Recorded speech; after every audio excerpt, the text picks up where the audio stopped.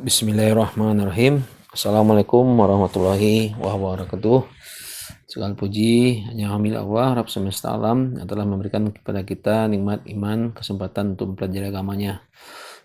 Salat dan salam semoga tercurahkan kepada Nabi Muhammad, kepada keluarga beliau, para sahabatnya, dan orang-orang mengikuti jalan mereka hingga hari akhirat.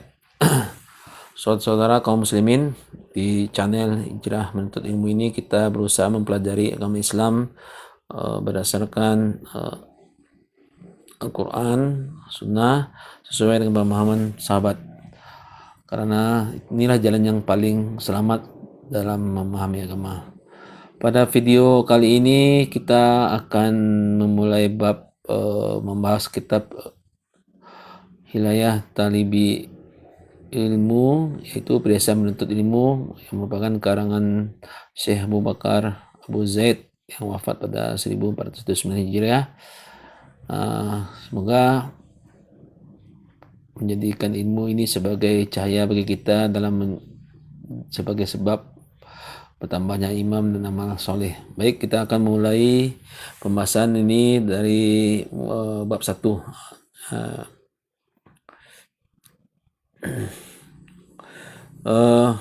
Lalu pertama saya membahas tentang kata pengantar dari bab ini, kitab ini, yaitu segala puji bagi Allah dan Al-Quran sebagai ilmu petunjuk bagi manusia.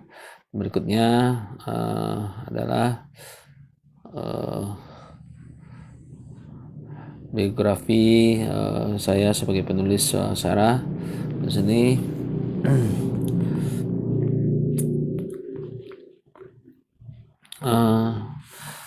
Awal mulanya adalah saya belajar dalam menuntut ilmu syar'i dengan cara menyampaikan ilmu dengan mempelajari kepada untuk masyarakat dengan cara penulisan artikel dakwah. Artikel ini sudah sekian lama saya tulis sebagai bahasa kecil untuk menyampaikan ilmu agama bersumber dari Al-Quran dan pemahaman ulama Ahlussunnah wal Jamaah. Saya sudah aktif dalam penulisan artikel ini yang disebarkan melalui WhatsApp yang tujuan untuk memberikan itu ke penjelasan agama kepada masyarakat luas. Tulisan tersebut sampaikan dengan bahasa yang lebih mudah dipahami oleh kalangan luas, khususnya untuk mereka baru memulai mempelajari ilmu agama.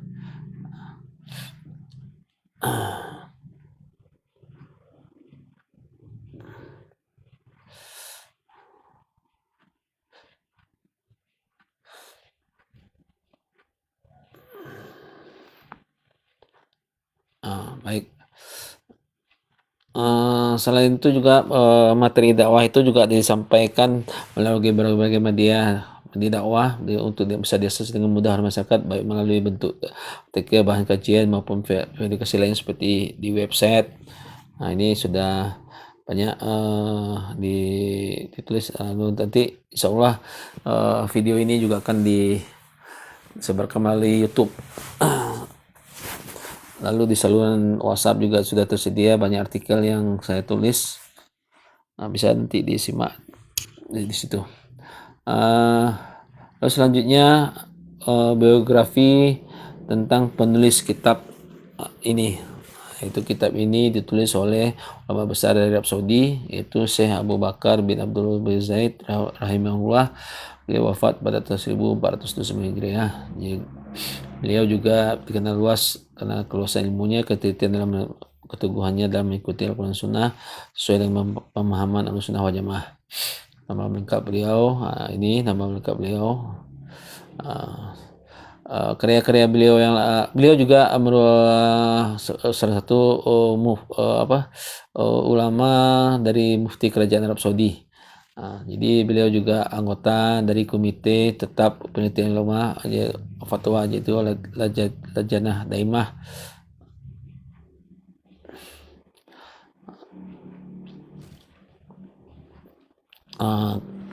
Beliau juga aktif dalam menulis karya-karya beliau. Jadi yang akan kita bahas ini adalah kitab Hilayah Talibul Ilm ini. dan ada beberapa karya-karya beliau yang lainnya. Karya-karya yang lain itu juga tentang penuntut ilmu, yang ini yang akan kita bahas sekarang. Jadi kitab yang terkenal itu adalah ini. Beliau, semoga Allah merahmati beliau Subhanahu wa ta'ala, merahmati beliau, mengampuni dosa-dosanya, serta menjadikan karyanya sebagai amal jerih bagi kaum muslimin. Mukadimah tentang kitab ini yang ini mukadimahnya, nanti saya tidak panjang lebar menyampaikannya. Lalu kita lanjutkan adalah metode penulisan. Jadi ini penting dipahami apa metode yang saya gunakan dalam penulisan syarah ini. Di metode yang pertama adalah mengikuti urutan pembahasan kitab. Jadi saya mengikuti pembahasan kitab asli rujukannya. Jadi ini mengikuti. Lalu metode yang kedua menjelaskan makna nasihat dari kitab tersebut. Lalu metode ketiga menguatkan penjelasan dengan dalil. Lalu metode keempat mengutip penjelasan para ulama. Lalu metode kelima mengaitkan pembahasan yang terkait dengan kitab tersebut dengan realita di masyarakat.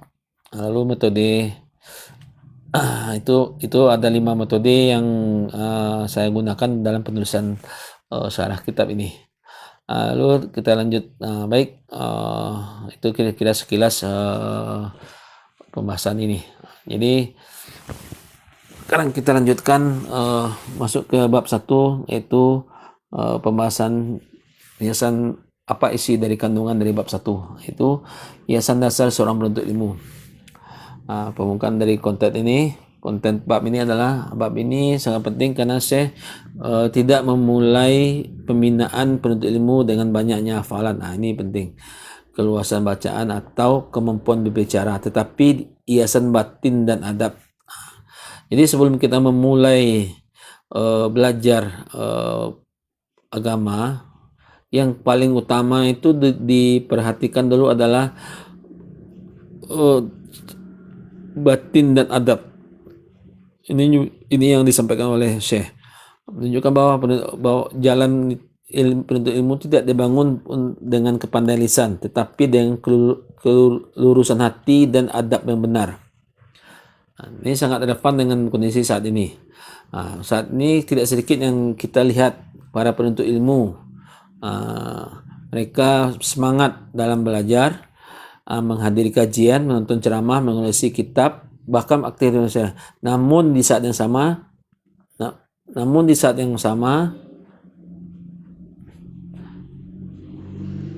yang bersamaan mereka mudah meremehkan orang lain, cepat berbicara sebelum matang ilmunya, menjadikan ilmu menjadi alat sebagai kedudukan, senang dipuji sebagai gelar ustadz, ahli ilmu atau pejuang sunnah, keras dalam ucapan tetapi lemah dalam muhasabah diri. Ini yang sering terjadi kalau tidak dibentengi dengan adab penuntut ilmu. Jadi disinilah pentingnya bab ini. Penuntut ilmu harus paham bahwa ilmu bukan sekedar isi kepala, tapi harus menjadi hiasan bagi jiwa, pembentukan akhlak, pengarah langkah, penjagaan hati dari penyakit ria, ujub, kesombongan. Kalau ilmu tidak melahirkan adab, maka yang tumbuh bukan cahaya tapi fitnah. Jadi posisi bab ini sebagai pondasi awal sebelum berbicara tentang metode belajar, urutan kitab, talaki, hafalan, dan dakwah. Seorang itu harus pandai terlebih dulu dibina menjadi manusia yang takut kepada Allah Subhanahu wa ta'ala, ikhlas, tawadu, dan beradab. Ini tujuan kita belajar ilmu itu adalah endingnya itu kita takut kepada Allah Subhanahu wa ta'ala, ikhlas, tawadu, dan beradab. Ini tujuan utama kita sebagai penuntut ilmu. Teks matan dari kitab ini, saya sengaja tidak menuliskan teksnya berupa bahasa Arab karena ini tujuannya adalah agar masyarakat awam memahami bagaimana cara memahami kitab yang kita bahas ini secara teksnya itu langsung maknanya saja yang ditampilkan. Jadi tidak ada bahasa Arabnya, agar pembahasannya itu memang benar-benar fokus kepada apa yang dipahami oleh seorang penuntut ilmu yang awam. Jadi tidak menutup kemungkinan juga akan dipahami oleh orang yang lebih berilmu. Nah, jadi matan dari kitab ini adalah maknanya adalah seorang penuntut ilmu harus menghiasi dirinya dengan adab yang mulia, membersihkan niatnya, menjaga kehormatan dirinya, menempuh jalan ilmu dengan akhlak yang benar. Ilmu bukan sekadar kumpul informasi, tapi jalan ibadah yang menuntut ketawaduan, kejujuran, dan ketulusan. Makna ini sejalan dengan kitab keseluruhan dari kitab Hilyah Talibul Ilmi,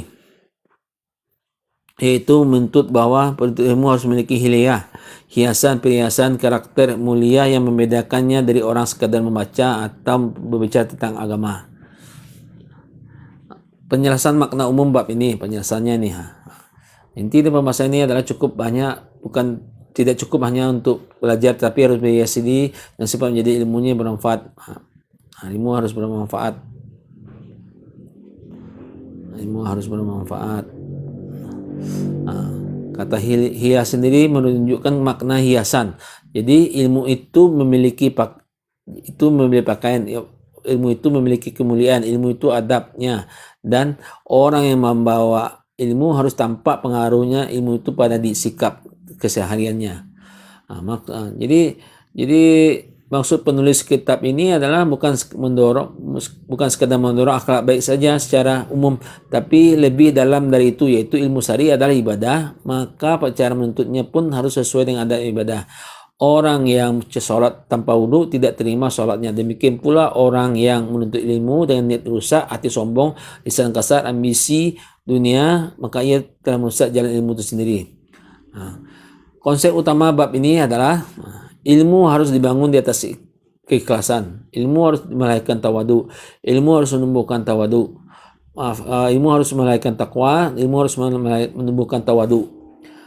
Ilmu harus menjaga seorang dari kesombongan. Ilmu harus membuat seorang semakin takut pada Allah Subhanahu wa taala, bukan semakin kagum pada diri sendiri. Ini konsep utama dari bab ini.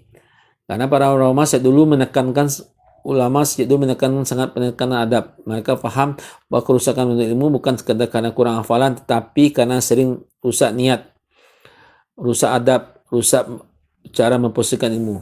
Dalil dari Al-Quran dan hadis. Dalil dari Al-Quran yaitu Quran Al-Mujadilah ayat 11. Allah meninggikan orang-orang yang beriman di antara kalian, dan orang-orang yang berilmu diberi berapa derajat. Ayat ini menunjukkan bahwa ilmu memang meninggikan derajat, tetapi yang diangkat bukan sekadar yang berpengetahuan, melainkan orang yang beriman dan orang yang berilmu. Ini menunjukkan bahwa ilmu yang mulia harus menyatu dengan iman, bukan kering melainkan kesombongan. Lalu dalil yang selanjutnya, Allah berfirman, katakanlah, apakah semua sama orang-orang yang mengetahui dengan orang yang tidak mengetahui? Al-Quran Az-Zumar ayat 9. Ayat ini menegaskan kemuliaan ilmu, namun kemuliaan ini bukan lisensi untuk angkuh. Justru ketika seorang tahu ilmu, dia harus semakin kuat menyalahgunakan ilmu tersebut. Lalu dalil yang selanjutnya, Allah Subhanahu wa taala juga berfirman, maknanya sesungguhnya yang paling takut kepada Allah di antara hamba-hambanya hanyalah para ulama. Jadi Quran surah Fatir ayat 28. Ini dalil sangat penting dalam bab ini. Ciri ilmu yang benar bukan pertama kali banyak bicara, tetapi takut kepada Allah Subhanahu wa taala. Jadi ciri ilmu yang benar itu bukan banyak bicara, bukan banyak gelar, tapi apakah yang berbicara itu takut kepada Allah. Takut dalam artinya adalah dia takut ria, takut sombong, takut meremehkan orang.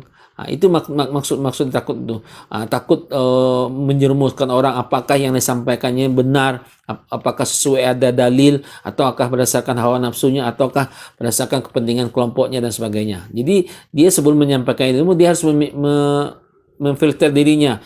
Yang disampaikannya ini apakah benar-benar sesuai dengan dalil atau sesuai dengan hawa nafsunya. Ini maksud dari makna takut kepada Allah. Ini maknanya. Maka bila seorang berilmu tapi makin keras hatinya, suka merendahkan dan ringan menuduh orang tanpa ilmu, itu tandanya kerusakan pada keberkahan ilmunya. Ini sesuai dengan penjelasan yang dia tadi. Lalu dalil selanjutnya mengenai hadis Rasulullah SAW bersabda, sesungguhnya amal-amal itu tergantung niat. Ini setiap orang mendapatkan sesuai dengan nama. Ini adalah hadis yang sangat ma'ruf ya di Sahih Bukhari nomor 1, yang salah satu amalan itu semuanya itu tergantung niat. Ini seorang menuntut ilmu ini juga banyak niatnya. Apakah untuk dunia, ataukah untuk kepentingan kelompoknya, atau memang benar-benar untuk mencari amal ma'ruf nahi mungkar. Ini pentingnya sekali niat dalam menuntut ilmu. Hadis ini adalah pondasi dosa dalam bab ini. Menuntut ilmu adalah amal. Maka niat yang lurus, jika ilmu tuntut harus dipuji, didebatkan untuk menjadi niat, maka kerusakan masuk dalam pintu niat. Lalu dalil selanjutnya Rasulullah SAW bersabda, siapa yang menuntut jalan untuk mencari ilmu, Allah akan memudahkan bagi menuju surga. Jadi jangan meremehkan orang yang menuntut ilmu. Jadi ini adalah jalan paling mudah untuk dalam memudahkan bagi orang menuju surga adalah dengan mencari ilmu. Ini menunjukkan ilmu adalah jalan ibadah dalam menuju surga. Jadi jangan meremehkan ilmu agama. Karena banyak sekarang orang meremehkan apa itu, hanya akan jadi imam lah, hanya akan jadi seorang pengajar lah. Jadi ini salah satu contoh meremehkan. Mereka lebih memikirkan ilmu dunia yang orientasinya adalah untuk mencari kepentingan dunianya. Sementara meremehkan, padahal untuk ilmu agama adalah jalan paling mudah untuk jalan menuju surga. Karena itu tidak layak di jalan mulia ini tempuh dengan cara hati yang kotor, niat yang rusak, dan ada yang buruk. Lalu dalil selanjutnya Rasulullah SAW bersabda, barang siapa mempelajari ilmu yang seharusnya dicari dengan mengharap wajah Allah, tapi ia mempelajari hanya untuk mendapatkan bagian dunia, maka ia tidak akan mencium bau surga. Jadi juga ada banyak yang kita lihat ya, orang mencari belajar, lalu dia tujuannya adalah untuk mencari dunia. Ini tidak akan seperti yang disampaikan hadis Nabi, bahwa hadis ini sangat keras dan sangat tepat pembahasan ini. Artinya ilmu syar'i bila dijadikan tangga untuk dunia, mencari dudukan, bisnis pencitraan, atau alat menguasai orang lain, maka ini bukan kemuliaan tapi ancaman. Ancamannya adalah tidak akan mendapat uang mencium aroma surga aja tidak dapat, apalagi memasukinya.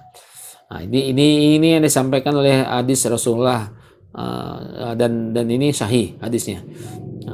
Lalu selanjutnya kita lanjut ke pembahasan selanjutnya, penjelasan ilmiah tentang pembahasan apa yang disampaikan oleh para ulama. Imam Nawawi rahimahullah dalam Al-Majmu' dan juga dalam karya-karya adab ilmu, beliau menekankan bahwa penuntut ilmu wajib mengikhlaskan niat, membersihkan hati dari tujuan dunia, dan menghiasi dirinya dengan adab mulia. Maknanya jelas, ilmu bukan hanya perkara memahami hukum tapi juga memperbaiki pembawanya. Ibnu Qayyim juga menjelaskan dalam Miftah dari Sa'adah, menjelaskan bahwa ilmu yang bermanfaat adalah ilmu yang masuk ke hati lalu menumbuhkan penghambaan, ketundukan, dan rasa takut kepada Allah.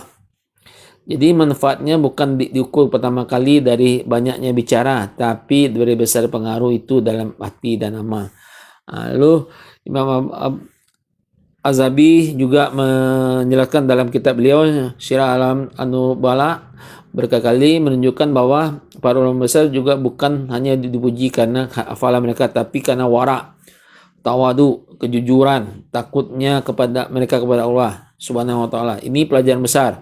Ilmu yang membuat bercahaya adalah adab.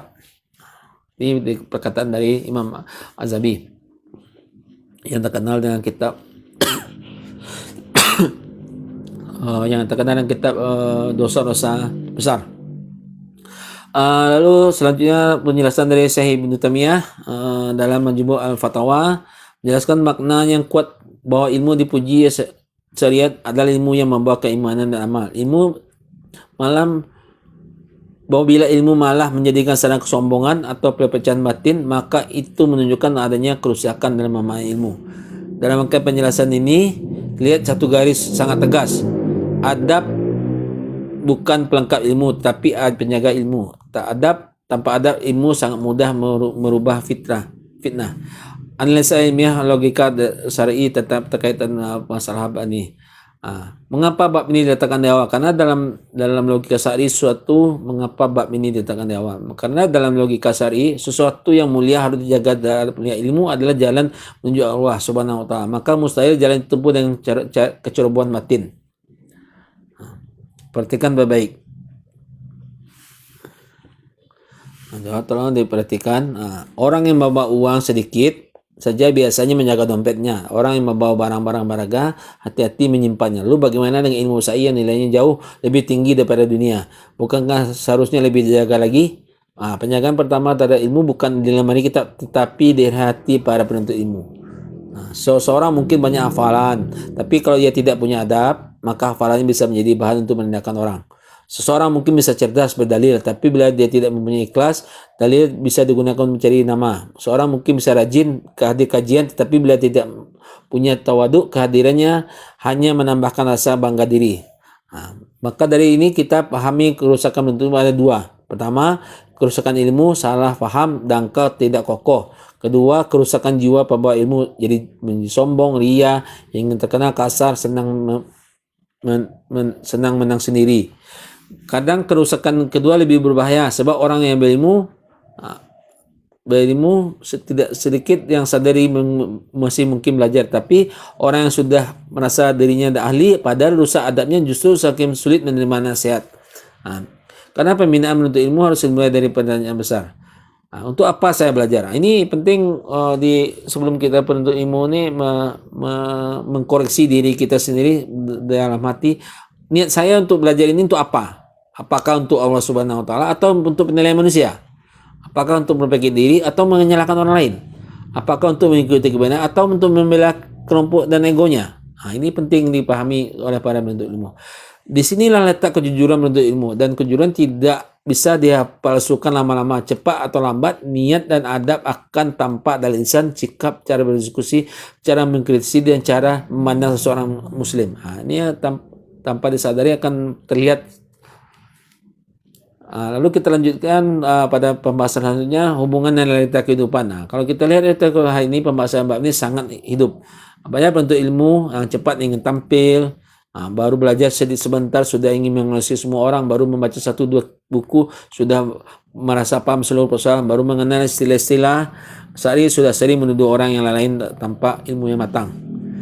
Di media sosial fenomena ini jelas tampak lagi. Ada yang menjadikan potongan dalil sebagai bahan konten, tapi tidak mempengaruhi ilmu itu perkasa saudara, adab dan kejujuran. Ada yang bersemangat membela sunat, tapi caranya ujub, cari tepuk tangan pengikut dan lebih takut kehilangan popularitas daripada takut di hadapan Allah. Ada pula yang belajar agama hanya untuk memperkuat identitas kelompok. Ada juga yang mencari kebenaran tetapi mencari amunisi untuk menyerang. Ini bahaya. Ilmu yang seharusnya membimbing hati malah diubah menjadi ego.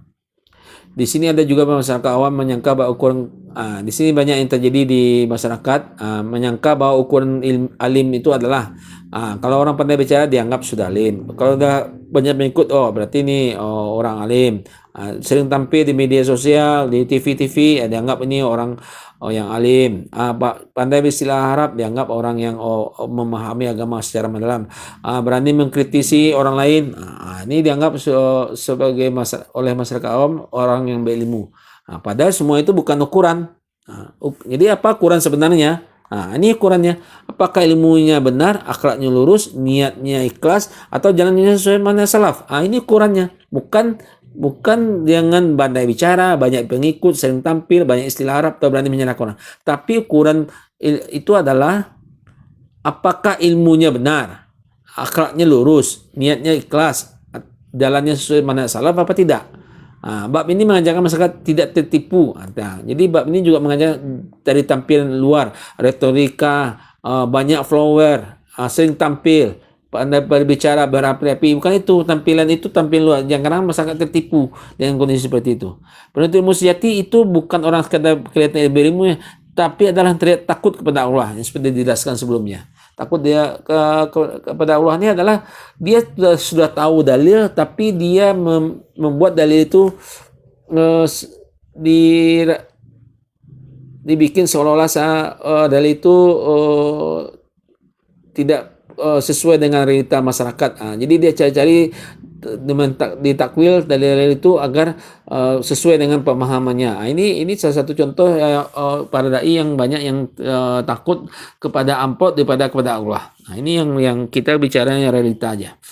Peringatan terhadap penyimpangan. Ini juga sering perlu dibahas dalam bab ini. Apa yang terjadi penyimpangan penuntut ilmu untuk mengejar dunia. Ini kaitannya dengan tadi.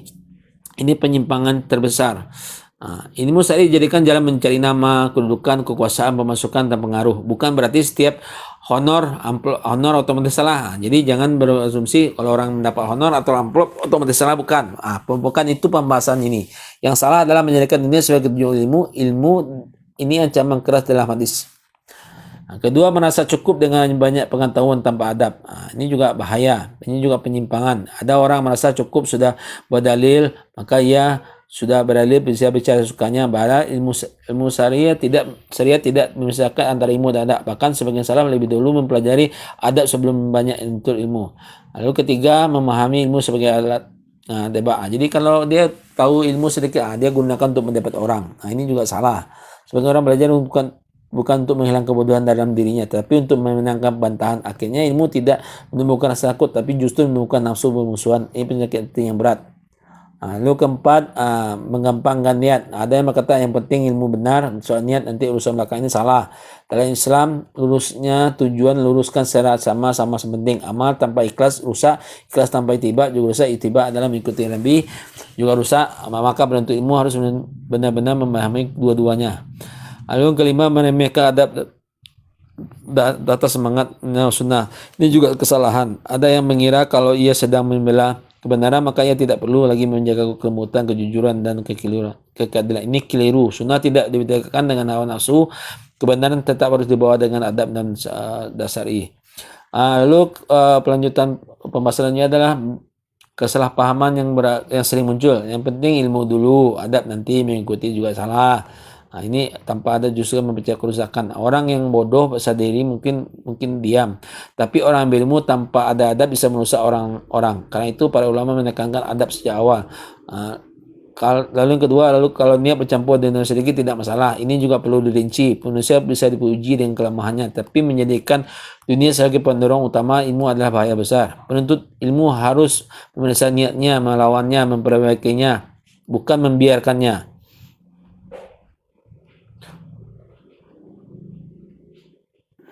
Lalu yang ketiga, kalau seorang tegas berarti dia sudah pasti benar. Tidak, ketegasan bukan ukuran kebenaran. Bisa jadi orang tegas karena ilmu, bisa jadi juga karena ego. Ukuran kebenaran adalah dalil, pemahaman salaf, bukan gaya bicara. Lalu yang keempat, kalau sudah aktif berdakwah berarti adabnya pasti bagus. Belum tentu juga. Aktivitas dakwah tidak otomatis menunjukkan kebersihan hati. Karena penuntut ilmu Karena penuntut ilmu harus terus bermuhasabah diri, memperbaiki diri. Dakwah adalah amanah, bukan bukti bahwa seorang sudah selamat dari penyakit hati. Lalu yang kelima, adab yang itu hanya sopan santun biasa. Ini juga salah. Adab dalam bentuk ilmu bukan sekadar tahu tata krama, adab sosial. Adab adalah bagian dari agama. Ikhlas, tawadhu, jujur, sabar, hormat kepada guru, tidak ujub, tidak ria, menempatkan ilmu pada kemuliaannya. Lalu kita lanjut ke pembahasan selanjutnya, memahami realita yang terjadi di masyarakat. Fenomena yang terjadi hari ini adalah banyaknya akses ilmu yang ledakan terjadi di sosial media di mana-mana. Ilmu tanpa pembinaan adab yang seimbang. Orang yang mudah mendapatkan video, potong kajian, PDF, kutipan, ceramah singkat, ini ada manfaatnya, tapi juga menaikkan masalahnya. Sebabnya belajar agama sering dilakukan secara instan. Budaya tampil lebih kuat daripada budaya talaki dan kesabaran. Masyarakat lebih tertarik pada viral daripada yang matang ilmunya. Sebagai menuntut ilmu terlalu cepat masuk ke ruang debat dan dakwah publik, muhasabah hati kurang, tetapi semangat bicara tinggi. Dampaknya terhadap umat. Dampak ini. Lahir generasi yang banyak bicara tapi dangkal. Mudah terjadi pertengkaran atas nama masyarakat awam, bingung melihat orang sama-sama, mengaku bahwa dari tapi akhlaknya rusak. Citra ilmu syar'i menjadi rusak karena adanya berbawa dengan jiwa yang tidak dibina. Sebagian orang akhirnya lari dari kajian karena menyangka agama hanya melahirkan kekerasan. Karena itu bab ini sangat penting sebagai obatnya. Ini bab penting. Umat harus mengembalikan pada pemahaman ilmu yang benar, selalu melakukan perbaikan jiwa. Kalau justru melakukan kerusakan berarti ada yang salah dalam cara belajar dan cara membawanya. Sikap seorang muslim terhadap masalah ini. Sikap yang benar dalam masalah ini harus tegas. Standar kebenaran dalam Islam adalah Al-Quran, Sunnah Sahih, dan pemahaman salaf. Ini standar yang mutlak, tidak bisa diganggu-gugat. Maka penuntut ilmu wajib menuntut ilmu di atas manhaj yang benar dan menghiasi dirinya dengan adab syar'i. Prinsip yang tegas adalah ilmu syar'i wajib dituntut dengan ikhlas. Ilmu syar'i wajib diamalkan tawadu dan taqwa dan tawadu. Ilmu tanpa adab ada kekurangan berbahaya. Menjadikan ilmu sebagai tangga dunia adalah penyimpangan niat. Semangat dakwah tidak boleh mematikan muhasabah diri. Sikap praktis yang harus dilakukan dalam masyarakat adalah pilihlah rujukan ilmu yang lurus akidah dan manhaj. Jangan tertipu oleh kepandaian bicara. Nilailah pembawa juga dari adab, kejujuran, kehati-hatiannya. Bagi penuntut ilmu, sibukkan diri dengan perbaikan niat. Jangan sebelum menyibukkan diri memperbaiki orang lain. Jangan terburu-buru tampil sebelum matang. Jangan jadikan ilmu sebagai bukan alat mencari nilai di mata manusia. Kesimpulannya, seorang muslim harus yakin bahwa adab dalam menuntut ilmu bukan perkara tambahan, tapi bagian dari dasar dari jalan menuju itu sendiri. Ringkasan bab ini adalah bab pertama menunjukkan bahwa penuntut ilmu harus berhiasi dengan adab mulia. Ilmu syar'i adalah ibadah, maka ia dituntut dengan niat yang ikhlas. Cari ilmu yang benar, bukan rasa takut kepada Allah Subhanahu wa taala. Ilmu tanpa adab bisa merusak sebab timbulnya kesombongan dan fitnah.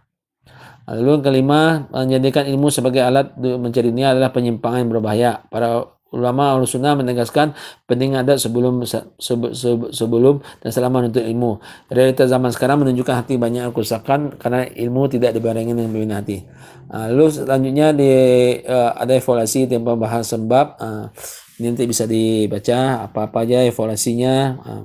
Jadi apa tema utamanya adalah pentingnya adab, ikhlas dalam menuntut ilmu.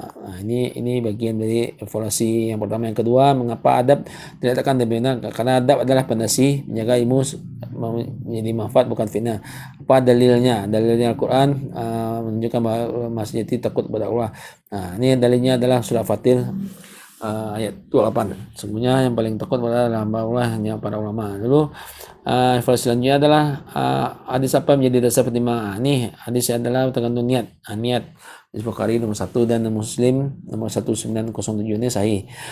Apa bahaya penuntut ilmu untuk tujuan ini? Jawabannya rusak ikhlas, kehilangan keberkahan ilmu dan mendapat ancaman kerasnya dalam hadis. Lalu yang keenam, evaluasi keenam, apa tanda seorang ilmu tidak membawa manfaat sempurna. Bila ilmu ini tidak menumbuhkan rasa takut pada Allah Subhanahu wa taala, tawaduk dan perbaikan. Jadi bila seorang tidak menumbuhkan rasa takut kepada Allah Subhanahu wa taala, tidak tawaduk, tidak memperbaiki akhlak, itu tandanya ilmunya tidak membawa manfaat dengan sempurna. Lalu mengapa bila sering memperparah kerusakan ilmu? Ini juga penting karena budaya tampil, debat, mencari validasi sering lebih kuat daripada budaya belajar dan sabar muhasabah diri. Lalu yang ke-8, evaluasi ke-8, apakah kepandaian bicara atau menunjukkan dalam? Tidak. Jadi jangan terpedaya dengan retorika, banyaknya follower, banyak sering tampil, itu tidak otomatis menunjukkan ke dalam. Tolak ukurnya bukan hafalan konversi, tapi adalah kebenaran ilmu, lurusnya manhaj, dan baiknya adab. Ini penting diketahui oleh masyarakat yang banyak tidak memahami ini. Mereka hanya terpedaya dengan banyaknya follower dan sebagainya. Apa sikap praktis seorang penuntut ilmu setelah memahami bab ini? Adalah memperbaiki niat, menjaga adab, tidak tergesa tampil, dan menjadikan ilmu sebagai sarana memperbaiki diri. Kesimpulan besar dalam bab ini adalah ilmu yang benar harus mengisi pembawanya dengan ikhlas dan rasa takut pada Allah Subhanahu wa taala. Lalu yang pembahasan terakhir dalam bab inilah nasihat penuntut dan doa. Penuntut pun jangan tertipu dengan banyaknya bahan bacaan, banyaknya forum, banyaknya orang mendengar ucapanmu, kurang keselamatan Bukan itu. Keselamatan adalah apakah ilmu itu membuatmu semakin tunduk kepada Allah Subhanahu wa taala, semakin takut kepadanya, semakin jujur kepada diri sendiri, dan semakin berhati-hati dalam berbicara tentang agamanya. Jangan sibuk terlihat lebih ilmu sebelum sibuk menjadi hamba yang ikhlas. Jangan sibuk memperbaiki semua orang sebelum serius memperbaiki diri hati sendiri. Jadi perbaiki diri dulu baru memperbaiki orang lain. Itu intinya. Ilmu yang diperbaiki bukan yang paling ramai, tetapi yang paling tunduk kepada Rabbnya. Semoga Allah Subhanahu wa taala membersihkan niat kita dalam bentuk ilmu, menghiasi kita dengan ilmu mulia, melindungi kita dari riya, ujub dan sombong, serta menjadikan ilmu yang kita belajar sebagai ilmu yang manfaat untuk ilmu kita kepada masalah yang husnul sampai, dan semoga kita mati dalam keadaan husnul khatimah. Demikian pembahasan kali ini. Semoga Allah menjadikan ilmu yang kita selanjutnya ini sebagai ilmu yang bermanfaat, nambah iman kita membagi kita terdekat kita. Jika dalam penyampaian ini terdapat kebenaran maka semata-mata dari Allah, dan jika terdapat kekurangan dan kesalahan maka itu adalah kelemahan saya pribadi. Semoga Allah mengampuni kita semua, dan jangan lupa terus menuntut ilmu, karena hijrah yang benar harus dibangun di atas ilmu. Insyaallah kita lanjutkan pembahasan berikutnya pada video selanjutnya. Wassalamualaikum warahmatullahi wabarakatuh.